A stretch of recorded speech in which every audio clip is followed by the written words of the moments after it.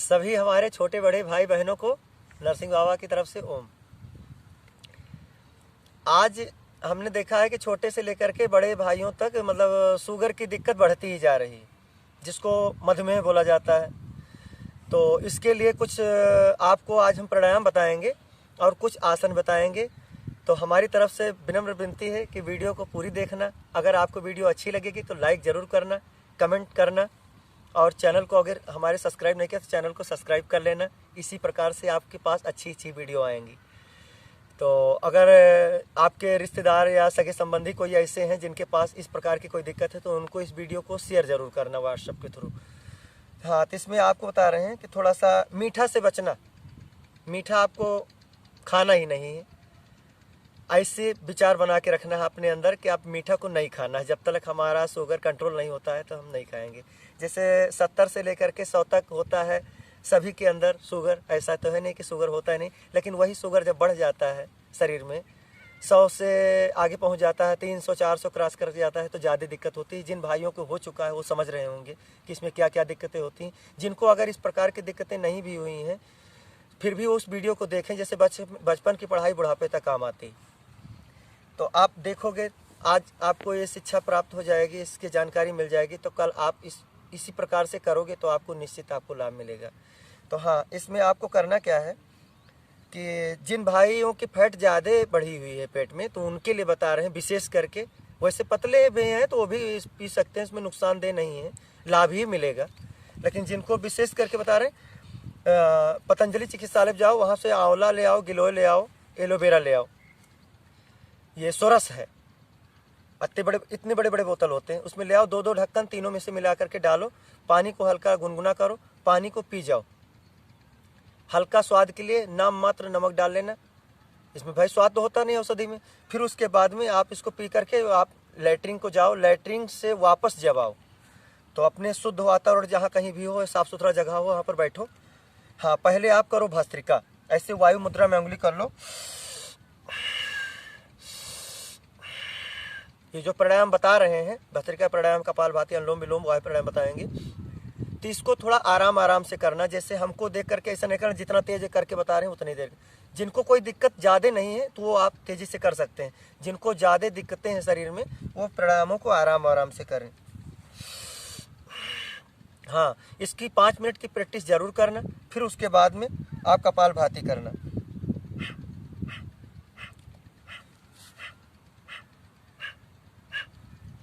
आप कमर को ऐसे नहीं करना, ये गलत तरीका, सीधा रखना। कुछ योग में भी सावधानियां बरती जाती हैं, तरीके से नहीं किया जाएगा तो पूरा लाभ नहीं मिलेगा। जो भाई समझ नहीं पा रहे उनके लिए बता रहे हैं कि हथेली को सामने लाओ, मुंह बंद करके नाक से फूंक मारो, पेट ऑटोमेटिक अंदर जाएगा। आपको समझ में आ जाएगा कि हम कपालभाति की क्रिया कैसे करके बता रहे हैं। हाँ, अब ये जैसे जिनको ज़्यादा दिक्कत नहीं तो उनके लिए तो बोल देते हैं 5 मिनट की। जिनको ज़्यादा दिक्कतें हैं या शुगर का लेवल ज़्यादा आगे बढ़ चुका है तो उनको 10 मिनट करना है। लेकिन 10 मिनट पहले दिन नहीं करना है। पहले दिन आप 1 मिनट करो, 60 सेकंड लग जाएंगे 1 मिनट में। 60 स्ट्रोक लग सकते हैं आपके। सेकंड की सुई के हिसाब से स्ट्रोक चलाना, 1 ही मिनट में 60 स्ट्रोक लग सकते हैं। 60 स्ट्रोक लगा के छोड़ दो। दूसरे दिन 2 मिनट, तीसरे दिन 3 मिनट, ऐसे ऐसे 10 दिन जब पहुंच जाए तो 10 मिनट की प्रैक्टिस करना है कपालभाति की। पहले दिन 10 मिनट नहीं करना है तो नहीं तो आपके पेट में हल्का सा दर्द हो सकता है, आपका धैर्य खो जाएगा, फिर आप दूसरे दिन करोगे नहीं। हाँ, इसको कपालभाति करने के बाद वायु प्राणायाम करना।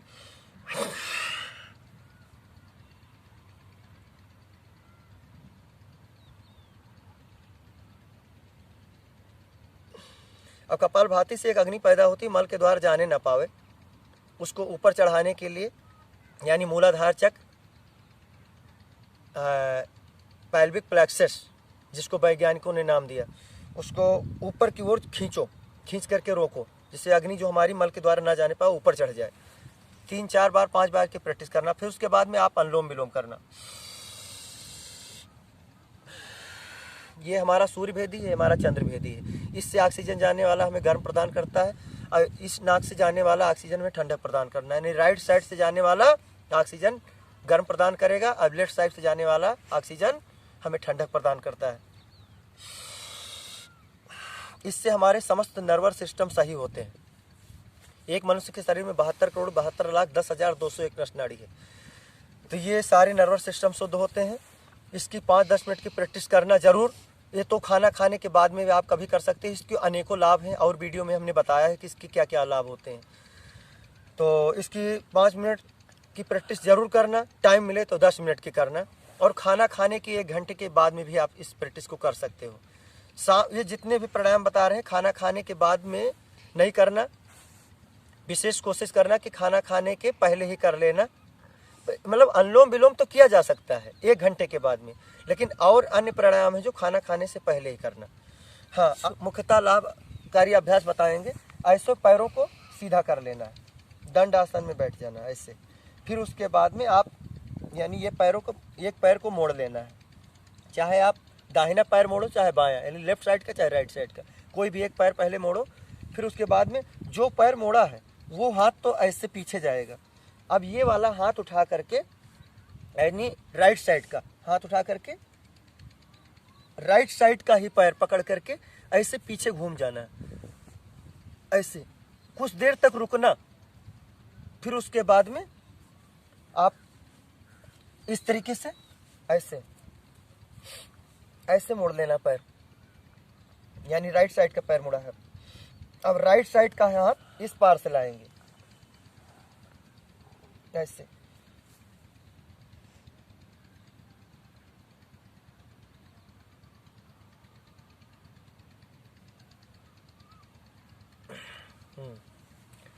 फिर उसके बाद में आपको हम बता रहे हैं योग मुद्रासन। योग मुद्रासन में करना है, इसे पद्मासन लगा लेना। जो लगा सकते हैं लगाएं, नहीं तो आप ऐसे सुखासन में बैठ जाओ, कोई दिक्कत नहीं। और नहीं तो ऐसे पद्मासन हम आपको बता रहे हैं, ऐसे पद्मासन लगा लेना। फिर उसके बाद में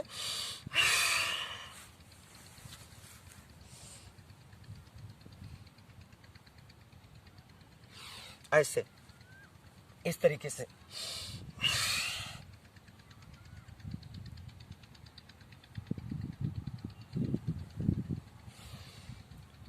धैर्यता पूर्वक विधि अनुसार ठीक से करना, तभी आपको पूरा लाभ मिलेगा। यूँ गए नीचे वापस आ गए तो लाभ नहीं मिलेगा। अब हमारी तो मजबूरी, वीडियो बड़ी हो जाएगी, इस वजह से हम थोड़ा सा जल्दी जल्दी करके सारे आसन आपको बता रहे हैं कि जिसमें से कौन कौन से आसन, कौन कौन से प्राणायाम मुख्यतः इसमें लाभ पहुंचाते हैं।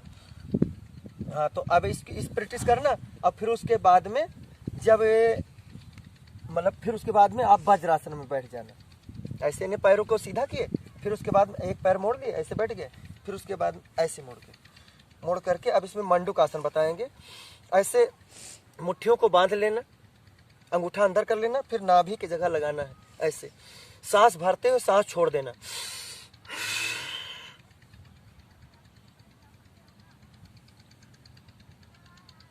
सामने की ओर ऐसे देखना, इस तरीके से गर्दन उठा के रखना, नीचे नहीं छोड़ना, ऐसे गलत तरीका है।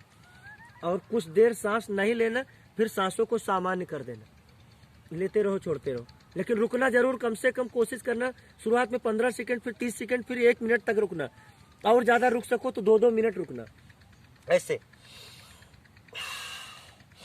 अब इसी अभ्यास को 2 बार करना, 3 बार करना, 4 बार, जितना समय मिल जाए करना। जितना ज्यादा करोगे, अच्छे से करोगे, उतना ज्यादा लाभ मिलेगा।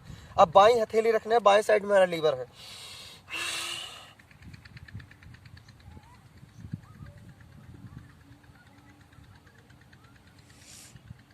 वापस आ जाओ ऐसे, इस तरीके से कुछ देर रुकने के बाद में अब दाहिना हाथ रख लेना, इसे रखना है।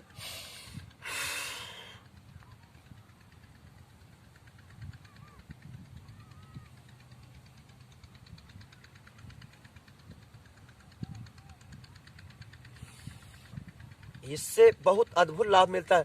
पेनक्रियास एक्टिवेट होती है जब कुछ देर रुकोगे। थोड़ा सा हल्का दर्द होता है, जब ठीक से करोगे तो आपको समझ में आएगा कि हल्का हल्का दर्द हो रहा है, लेकिन लाभ मिलेगा। मतलब डीजेनेरेट वे सेल्स रीजेनेरेट हो जाते हैं, इससे कोई बिगड़ी हुई चीज बिगड़ रही है पूरे तरीके से।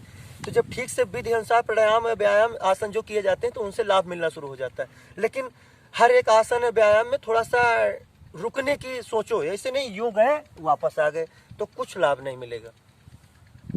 तो इसकी प्रैक्टिस करना। फिर उसके बाद में आप जैसे ये व्यायाम जो आसन बताए हैं मंडूक आसन और उसके बाद प्राणायाम बताएं। तो इन आसनों के करने के बाद में फिर आप क्या करना कि एक खीरा ले लेना, एक करेले ले लेना और फिर एक टमाटर। ज़्यादा बड़ा हो तो आधा आधा ले लेना, नहीं तो छोटा हो तो पूरा पूरा ले लेना। और फिर उसके बाद चाहे मिक्सी में पीस लो, चाहे एक गांव में सिलबट्टा होता, सिलबट्टा पर पीस लेना और पीस करके हल्का गुनगुना करना, हल्का सा सादा नमक डाल करके। और फिर उसमें हाँ खीरा और करेला और टमाटर, और फिर उसमें 2-3 पत्ती नीम की डाल लेना और फिर उसका सदाबहार के फूल डाल लेना। और फिर उसके बाद में हल्का गुनगुना करना और हल्का सा सादा नमक डाल करके और इसका कच्चा ही सूप बना करके पी जाओ। 1 घंटे तक कोई भी चीज़ नहीं खाना है। और अत्यधिक अगर शुगर का लेवल बढ़ा हो तो अपने नज़दीकी पतंजलि चिकित्सालय पर जाना, वहाँ से एक आती है मधुनाशनी वटी, 2-2 गेली सुबह शाम ले लेना, कुछ ही दिन लेना पड़ेगा। फिर उसके बाद में आप प्राणायाम करोगे, जो आसन बताया करोगे, बस इसी से पूरा लाभ मिल जाएगा। सब कुछ छूट है, जो अंग्रेजी दवाइयाँ आप ले रहे हैं, इंसुलिन ले रहे हैं, सब खत्म मामला। और इसको तरीके से करना। और फिर उसके बाद में जैसे जो हम बताएं खीरा, करेला, टमाटर और नीम की पत्ती, सदाबहार के फूल, तो ये जितना मात्रा में होता है उतने लेना, अत्यधिक नहीं लेना। और फिर उसके बाद में इसको मतलब पीने के बाद में 1 घंटे तक कोई भी बेहतर भी चीज़ आपके सामने आ जाए, कोई कितना भी बोले कि इसको खा लो, नहीं खाना तो नहीं खाना। अगर आप 6 बजे इसको कच्चा सूप बना के पिए तो 7 ही बजे कुछ आहार लेना, दूसरा चीज़ नहीं लेना। अगर इमरजेंसी में कहीं जाना है तो थोड़ा सा अलग हट के जल्दी उसका कोशिश करना, जल्दी पी लेना उसके बाद। और ये प्राणायामों को नियम से करना कि प्राणायाम और योग जो आयुर्वेद है, जैसे केचुआ और किसान की मित्रता होती है कि वो एक दूसरे के मित्र हैं, वैसे इसी प्रकार से योग आयुर्वेद की सहयोग करता है, आयुर्वेद योग की सहयोग करता है। तो ये दोनों को मिला के चलोगे तो जल्दी से जल्दी आपको लाभ मिलेगा। इन आसनों को ठीक से करना और खाना खाने के बाद में ऐसे वज्रासन में जरूर बैठा करो। और खाना जब भी खाना तो खाना खाने के को मतलब शास्त्रों में लिखा गया है कि 1 घंटे के बाद, लेकिन हम कह रहे हैं चलो तुम आधे घंटे के बाद पानी पी लेना, लेकिन तुरंत पानी नहीं पीना। और खाना खाने के समय बार बार पानी नहीं पीना। और खाना चबा चबा करके खाना, और जिनमें शुगर की मात्रा जिन जिन चीज़ों में ज़्यादा पाई जाती उन चीज़ों को आपको नहीं खाना है, इतना ख्याल रखना, ठीक है। और फिर अच्छे से इन आसनों को करना, निश्चित आपको लाभ मिलेगा। और वीडियो देखने के लिए सभी भाई बहनों को बहुत बहुत धन्यवाद। ओम।